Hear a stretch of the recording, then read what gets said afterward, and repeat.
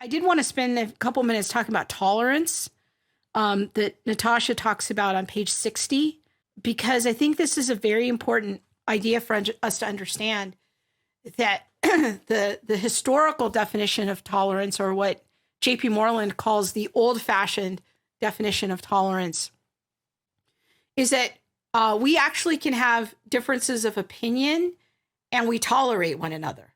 So like, those of us who have friends from a different political party, that Republicans and Democrats in our cultural context can actually be meaningful friends. This was obviously before the days of social media, before we nuked each other behind keyboards.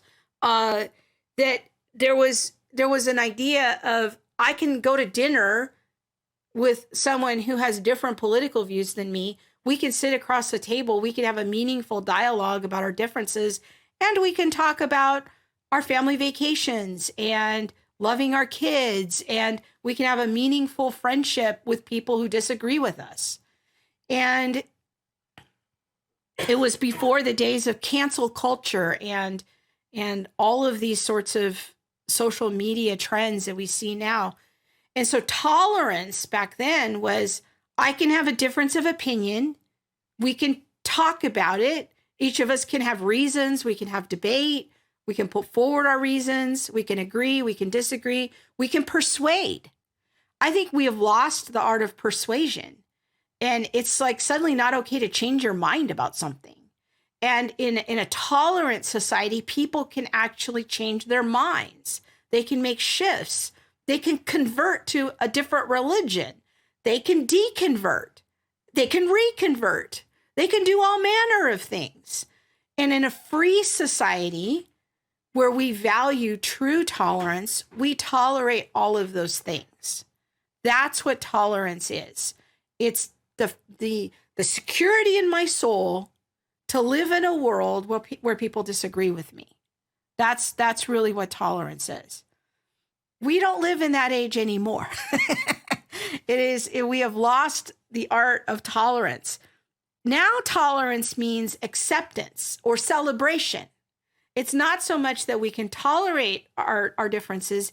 Now I must force you to celebrate how I am, right? That's what tolerance has become, is you must celebrate, Christian, you must celebrate me being gay. That's what tolerance is. And we can't have a conversation about, well, I'm not sure I'm on board with that. I'm not sure that I completely agree with this. Like, that can't even be a conversation.